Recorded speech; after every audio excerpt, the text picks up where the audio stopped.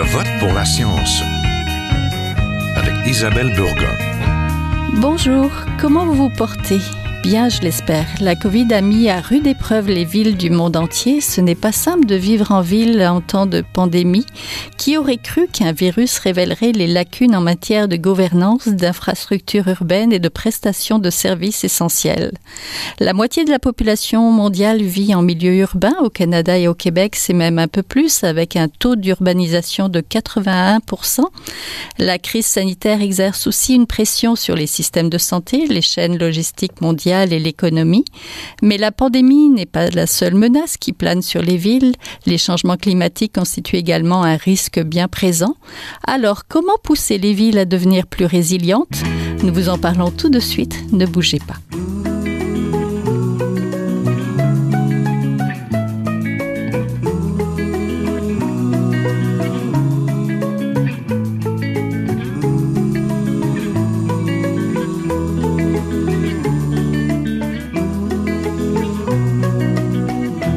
Je vote pour la science. Aujourd'hui, nous parlons de ville et de résilience, un terme utilisé plutôt pour les humains qui parviennent à traverser de manière positive les épreuves. Les inondations, la canicule et le smog et aujourd'hui une crise sanitaire obligent les municipalités à s'adapter et à penser en amont à améliorer leur offre de services. Pour en parler, je rejoins aujourd'hui Marie-Christine Therrien, professeure titulaire à l'École nationale d'administration publique, chercheuse au Cité ID Living Lab, gouvernance de la résilience urbaine. Je pense que j'ai bien prononcé ça. Bonjour. Oui, bonjour. Je suis aussi en compagnie d'Isabelle Thomas, la professeure titulaire à la faculté d'aménagement à l'École d'urbanisme et d'architecture de paysage de l'Université de Montréal. Elle est autrice de l'ouvrage La ville résiliente, comment la construire aux presses de l'Université de Montréal. Bonjour. Bonjour. La Covid nous a montré l'urgence de repenser les milieux urbains pour les adapter aux crises et les rendre plus résilients. Nous devons penser en amont les aménagements de nos villes afin qu'elles puissent traverser les épreuves climatiques et sanitaires. D'abord, ce que j'aimerais savoir, c'est comment se comportent nos villes québécoises face à la Covid. Professeur Therrien. Une des caractéristiques de cette crise-là, c'est la longévité. Très souvent, on va se retrouver avec des crises qui durent quelques semaines dans la réponse, là, on s'entend. Mais celle-ci, en fait, elle est de très, très longue durée et donc fait apparaître des vulnérabilités importantes, mais aussi des ajustements importants.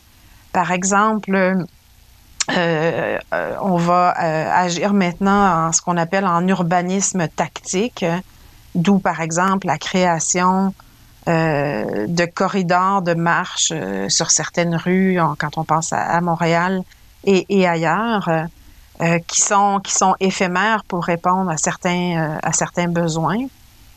Et la nécessité des villes aussi de s'équilibrer entre cette réponse sanitaire pour aider la population d'un côté, mais en même temps répondre à certains impératifs d'une part de continuité de service, parce que il faut toujours ramasser les poubelles et puis il faut toujours nettoyer les rues, etc. Et aussi économique, parce que les villes ont aussi à s'assurer de la pérennité des commerces, des différentes industries qui sont sur leur territoire. Oui, professeur Thomas, je suppose que Montréal et les villes québécoises s'adaptent mieux que des villes du Sud. On est en Occident, on a des moyens peut-être un peu plus, même si on s'entend, ça reste un peu compliqué. Il est sûr que malheureusement à toute crise viennent des opportunités et on a bien vu à Montréal par exemple et dans d'autres villes même européennes que ça a été l'occasion de réfléchir à la mobilité active, de réfléchir différemment à l'aménagement du territoire pour pouvoir justement apporter aux citoyens une possibilité d'aller différemment au travail pour être moins à risque, etc. Donc on a quand même eu des démarches intelligentes et c'est évident évident que ces démarches, quand on se retrouve par exemple dans une ville de Montréal, on a déjà un plan climat, on a déjà un plan de résilience, on a déjà des actions qui sont en cours, on a déjà des programmes de résilience qui sont dans les cartons, qui sont développés, et c'est sûr que ces stratégies, c'est l'opportunité de les renforcer dans ce type de crise majeure pour pouvoir se positionner et s'assurer que dans le long terme, on aura finalement transformé la crise en opportunité. Par ailleurs, il est évident aussi que sur le territoire, comme le disait Marie-Christine tout à l'heure, on a des enjeux économiques qui sont fondamentaux, on a des commerces qui ferment, on a aussi éventuellement des friches là qui vont pouvoir se pérenniser, et on a quand même des systèmes, on a quand même des programmes au niveau des villes québécoises qui permettent et qui vont permettre, on l'espère, de mieux passer à travers. Oui. Par ailleurs, ce qu'on voit aussi dans nos municipalités, c'est la communication du risque. C'est évident qu'il y a beaucoup de transparence, que ce soit à Montréal ou que ce soit dans d'autres villes, vis-à-vis de ce qui se passe, et aussi de transparence sur les actions que chaque citoyen doit prendre et mettre en œuvre pour pouvoir se protéger et aussi passer à travers au mieux. Donc, on a différentes stratégies, différents éléments qui constituent finalement la résilience d'une société. Oui, les petites villes et métropoles, ça doit peut-être être plus simple de s'adapter lorsque la municipalité est plus modeste, ou je me trompe? Peut-être Madame Thérien? Je suis pas certaine que la grandeur d'une ville est directement en lien avec sa capacité à s'adapter et à être résiliente. Je pense que il s'agit de voir si d'abord la ville a une politique de résilience. Et cette politique, la mise en place de cette politique-là est en quelque part un soutien important à faire en sorte que celle-ci puisse se développer. Et donc, l'arrimage des différentes pressions, par exemple, qu'il peut y avoir dans une ville au niveau, par exemple, de l'environnement ou des populations vulnérables ou de tout autre phénomène disruptif doit être pris en compte et en quelque part mis au centre des politiques qui intéressent une ville. Et si ce n'est pas présent, c'est beaucoup plus difficile de faire ces arrimages-là, puisque à ce moment-là, ce seront des actions, différentes actions qui pourraient avoir lieu, mais qui ne seraient pas nécessairement coordonnées. Donc, qu'elle soit petite ou grande, je pense que c'est plutôt dépendant d'un choix qu'elle va faire à mettre ça au centre de ses préoccupations. Oui. Professeur Thomas, vous avez parlé de transparence. Professeur Thérien parle de politique de terrain. Quels sont les autres facilitateurs pour améliorer la résilience d'une ville face à ce qu'elle peut rencontrer ou ce que ses citoyens rencontrent comme crise? Ce qui va être fondamental quand on parle de résilience, et là je parle surtout d'aménagement du territoire, c'est que forcément la résilience n'est pas seulement dans les bâtiments, c'est pas seulement le développement durable de bâtiments carboneutres en carbone ou encore d'infrastructures vertes et bleues, c'est aussi vraiment la capacité des citoyens à se renforcer. Et c'est sûr que ça va être par exemple la connaissance de leur vulnérabilité, c'est pour ça qu'on fait beaucoup de diagnostics de vulnérabilité sur le territoire, et puis ça va être aussi la co-construction des solutions par des stratégies concertées d'anticipation. Donc là, moi, je parle surtout des inondations, mais ce serait d'anticipation aussi d'autres crises, comme la crise de type sanitaire. Ce qui est très, très important, ça va être d'impliquer les différentes parties prenantes, car quand je parle de transparence, c'est quand on a la connaissance finalement des enjeux qu'on va pouvoir trouver des solutions ensemble et des stratégies ensemble pour pouvoir mieux rebondir et finalement arriver à un état d'équilibre à la fin qui sera meilleur que l'état duquel on est parti. Oui, et professeur Thomas, vous êtes d'accord que petite ville ou grosse ville, ça change peut-être pas? Moi, je pensais que le budget peut-être, ou la connaissance, la proximité du milieu pouvait être aidant, mais... Vous savez, moi, je pense beaucoup aussi à la vision et au leadership. C'est sûr que on peut avoir, puis là on va parler donc des villes du Nord. C'est sûr que vous avez des métropoles comme Montréal, Paris, etc., qui ont quand même des moyens importants, mais elles ont aussi leur lot de difficultés et d'enjeux. Vous pouvez avoir d'autres petites villes. Moi, je travaille beaucoup en ce moment avec Saint-André d'Argenteuil.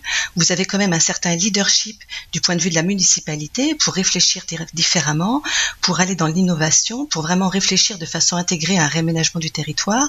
Donc c'est clair qu'on peut avoir des enjeux financiers, mais on a aussi beaucoup de chance au Québec d'avoir des programmes au niveau de la province qui peuvent permettre éventuellement sur le long terme de pouvoir réhabiliter certains quartiers. Donc je pense vraiment que fondamentalement la nécessité première, ça va être ce leadership et cette co-construction entre les acteurs. Si on regarde ici au niveau du Québec, vous voyez très bien que, par exemple, vous avez la communauté métropolitaine de Montréal qui va être leader dans certains domaines, par exemple la cartographie des zones inondables. Mais vous avez aussi des villes plus petites, plus modestes, qui vont réussir à sortir du lot par des stratégies de communication innovantes. Là, je vais citer par exemple Coaticook ou Venise en Québec, ou des villes qui vont vraiment mettre en avant un aménagement du territoire résilient comme Saint-Raymond. Donc, c'est évident que sur le long terme, on peut éventuellement avoir des moyens plus importants dans des villes comme Montréal, mais je vous assure que les enjeux sont aussi très importants. Oui. Parlons un petit peu des menaces, des grandes menaces des villes. Quelles sont les épreuves qui attendent nos villes ou qu'elles vivent déjà? Rappelez-moi. Je pense qu'elles sont. Je pense qu'elles sont en fait nombreuses. Moi, je préfère aussi voir le concept de résilience à faire face à tout type de disruption. Je pense qu'on est dans un monde qui est de plus en plus complexe. Et donc, effectivement, il y a ce que vous avez beaucoup évoqué, c'est-à-dire les changements climatiques. Effectivement, c'est extrêmement important. Ils augmentent en nombre, en fréquence, en sévérité. Et donc, nécessairement, il y a cet espace-là à combler. Mais il y a d'autres aspects aussi auxquels les villes font face en termes de menaces. Toute la transformation numérique est extrêmement importante. D'abord parce que d'un côté, il y a toutes ces questions de protection de la vie privée, mais aussi toute la capacité que ça peut donner aux villes d'utiliser le numérique et le big data pour les soutenir à faire face à des situations qui sont de plus en plus difficiles. Ensuite, il y a toutes les inégalités sociales qui sont en accroissement.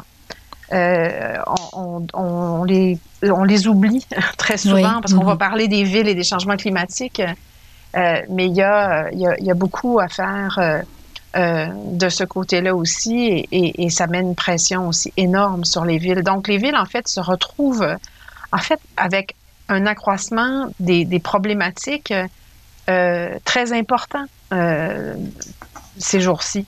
Et elles doivent, en fait, apprendre, je pense, à faire deux choses, à se créer des capacités, ce que j'appellerais ascendantes et descendantes, c'est-à-dire que elles doivent, comme je l'évoquais tout à l'heure, avoir des politiques qui soutiennent du développement de projets pour faire face à ces disruptions-là. Mais en même temps, elles doivent aussi utiliser la mobilisation locale pour répondre à des problématiques locales. Et là, je pense particulièrement, entre autres, au développement du capital social qu'elles peuvent utiliser pour répondre à plusieurs de ces disruptions-là. Donc, le capital social, en fait, c'est toute cette qualité des liens qu'il y a entre les personnes d'un même quartier, leur possibilité à non seulement s'entraider, mais aussi à avoir une voix locale auprès des autorités ou des acteurs plus locaux. Et c'est très, très bien démontré dans la littérature scientifique que plus le capital social est élevé et plus une communauté ou une ville se remet rapidement d'événements disruptifs. Donc, que ce soit pour la COVID, que ce soit pour des inondations et autres. Donc, il y a vraiment un mouvement à développer pour faire face aux menaces qui est, entre autres, parce que bon, il y a d'autres éléments aussi, là, mais sur cette communauté. Accroissement du capital social dans la communauté, tout à fait.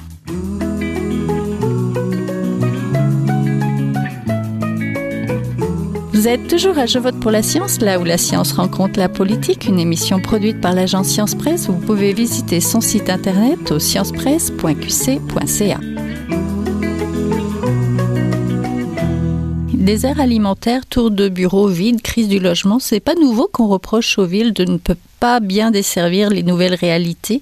Le modèle des villes date de quelques décennies, était bâti vers un modèle où l'automobile permettait d'aller et venir, un modèle plutôt unifonctionnel.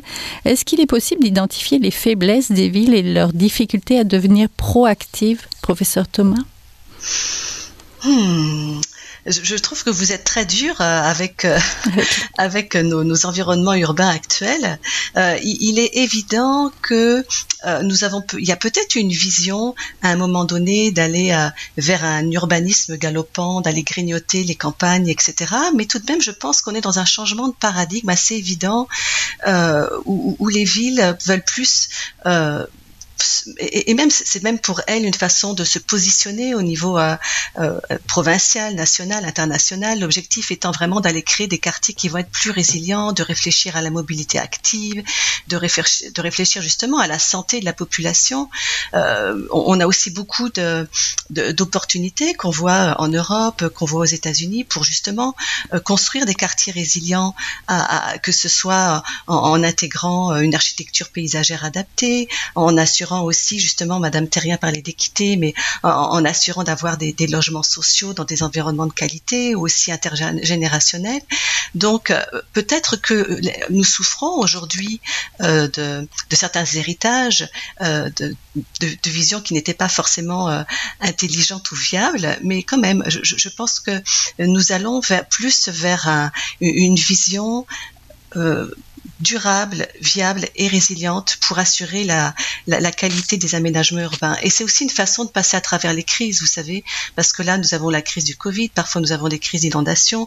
C'est évident que les villes vont vivre une crise financière majeure avec des difficultés par rapport à leur fiscalité, la fiscalité municipale. Mais c'est évident que si on arrive, et quand on arrive à créer des quartiers, parce que là, je parle vraiment au niveau du quartier, donc des quartiers avec un aménagement du territoire qui soit résilient et qui implique, comme je le disais au début, tant les bâtiments que l'aménagement environnemental que justement le renforcement des tissus sociaux informels. Ben tout ça fait finalement que nous allons pouvoir aller faire un changement de paradigme, ce fameux changement de paradigme, et des villes plus viables. Oui, avec la pandémie, les zones à forte densité humaine ont dû s'adapter à la distanciation physique, à la fragmentation de la fréquentation commerciale et des transports publics. On a vu le vélo, par exemple, regagner de la popularité. Quels sont les changements qui vont rester, vous pensez, après cette crise? Peut-être professeur Terrien? C'est toujours la boule de cristal. Après, pour comprendre qu'est-ce qu'on va apprendre des crises... pour avoir écrit une thèse là-dessus, des fois, la réponse est un peu malheureuse. Mais je pense que celle-ci est particulièrement non seulement profonde, mais longue en durée. Et on va espérer, en fait, qu'il y ait des apprentissages qui soient tirés de ça. Je pense que seulement au niveau de la coordination des institutions sur des territoires plus petits, et quelque chose, à mon avis, qui va demeurer, qui va s'activer. Je pense aussi que on va être plus conscient que de penser, en fait, l'aménagement des villes en termes de plus grande fluidité aussi. Permettre finalement à ces axes, soit de mobilité ou d'accès aussi, demeure plus présent. on le voit, il y a tout un mouvement sur ce qui s'appelle la ville 15 minutes.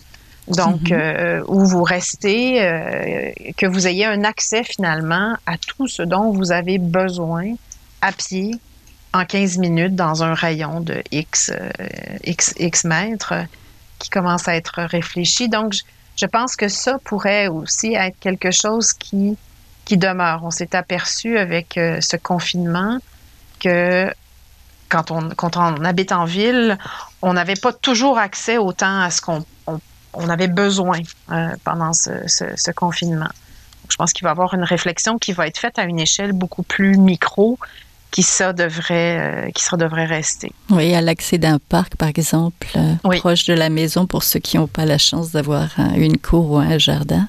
Professeur Thomas, les changements qui vont rester quand les villes sortent des crises et quand la nôtre, oui. Écoutez, là, ce que je remarque malheureusement avec cette crise, c'est vous savez que quand on a des inondations, on se retrouve avec une municipalité qui va être impactée.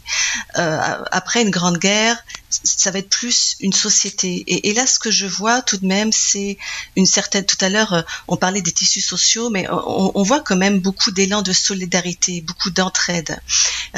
Donc là, j'espère vraiment que ça va rester. Et de même, on voit aussi beaucoup de personnes qui vont dans l'innovation. Hein. De toute façon, c'est aussi, quand on a une crise, la façon d'en ressortir dépend aussi des choix qu'on va faire. Et donc, on voit beaucoup d'innovation, de réflexion, de changement finalement dans les comportements, même peut-être plus de liens entre certaines réponses du gouvernement. Donc, penser autrement et puis, comme on dit, aller à côté des chemins normaux, aller dans l'innovation, je pense que ça va rester. Oui, dans votre ouvrage, La ville résilience, comment la construire, on peut y lire que l'action collective serait capable de transformer les menaces en forces constructrices. La résilience, justement, comme vous l'avez dit tout à l'heure, c'est pas juste de l'aménagement, c'est aussi préparer la société civile aux crises. Mais comment on fait ça?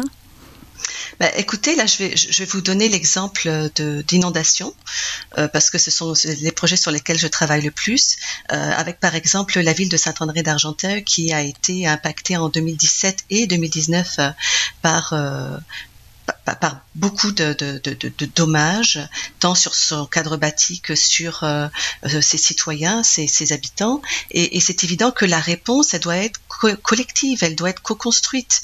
Et on voit très bien ici qu'on a une vision très intéressante, un leadership aussi de la municipalité qui travaille en collaboration avec les ministères, en particulier le ministère de la Sécurité publique, et aussi avec les citoyens, car la solution, quand on veut sortir d'une situation difficile, elle doit être intégrée, donc penser sur l'ensemble du territoire, mais elle doit aussi impliquer l'ensemble des parties prenantes, des plus vulnérables, de ceux qui ont vraiment été affectés et touchés, à ceux qui peuvent être partie de la solution et apporter du changement. Oui. Donc c'est collectivement qu'on peut y arriver.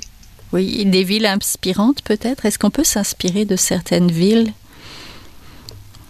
pour justement transformer cette menace en force constructrice? Oui, on peut s'inspirer de certaines villes. Je vais vous dire, je n'ai pas d'exemple de la ville parfaite résiliente. En revanche, ce que je peux voir là dans nos retours d'expérience et dans nos analyses, c'est que nous avons des villes qui vont développer des stratégies adaptées à leurs enjeux. Et ces villes, comme on le disait tout à l'heure, ne sont pas forcément des grandes villes. Par exemple, en France, vous avez la ville de Romorantin qui a fait le choix de redévelopper un quartier en zone inondable constructible, en impliquant la population et en intégrant justement des indicateurs et des critères de résilience. L'objectif étant à ce moment-là de vivre avec l'eau et de pouvoir, comme je le disais, intégrer des logements sociaux, l'intergénérationnel, d'avoir un aménagement paysager superbe, donc un accès finalement collectif à un parc qui apporte de l'équité. Donc vous avez des exemples comme ça de municipalités qui vont faire le choix d'innover, qui vont faire le choix d'avoir des stratégies pour améliorer le cadre de vie de leurs habitants. vous avez d'autres villes qui vont faire le choix, j'en parlais tout à l'heure, plutôt d'aller dans des stratégies de transparence, de communication du risque, de développer des outils intégrés innovants. Donc là, au Québec, on peut avoir Coaticook, on peut avoir Venise en Québec, on a des municipalités plus grandes aussi.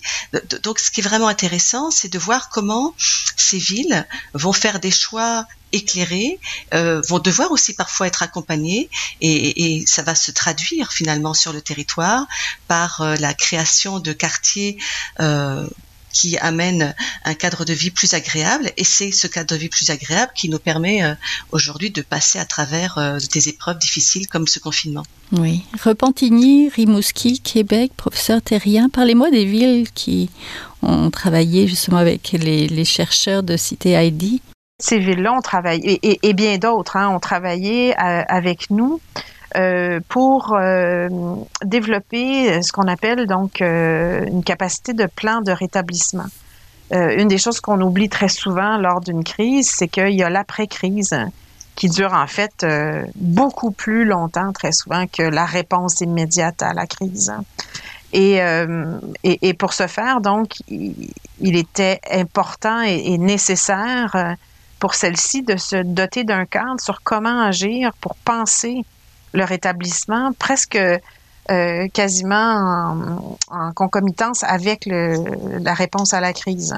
Alors, elles ont co-développé avec nous un canevas pour mettre en place des actions pour se rétablir suite aux crises. Alors, elles agissent et on a pu en fait diffuser ce canevas à un très grand nombre de villes via des webinaires au Québec pour les soutenir. Alors, on l'espère que pendant cette crise de la COVID, elles peuvent mettre en place déjà cette question du rétablissement. On sait qu'entre autres, la Ville de Québec le fait puisqu'on les accompagne aussi dans cette démarche-là. Ce sont très souvent des choses qui sont en fait pas très visibles pour la population. Comment la ville pense à son rétablissement. Je pense actuellement juste au plan réconfort que la Ville de Québec fait pour soutenir la population dans la suite de ce qui s'en vient pour la COVID jusqu'à ce que le vaccin nous parviennent. C'est sûr. Merci beaucoup. Vous l'avez entendu, on était en compagnie de Marie-Christine Thérien, professeure titulaire à l'École nationale d'administration publique et chercheuse au Cité Heidi Living Lab, la gouvernance de la résilience urbaine. On mettra le lien. Et d'Isabelle Thomas, professeure titulaire à la Faculté de l'aménagement et l'École d'urbanisme et d'architecture de paysage de l'Université de Montréal. Merci à toutes les deux. Merci beaucoup. Au revoir.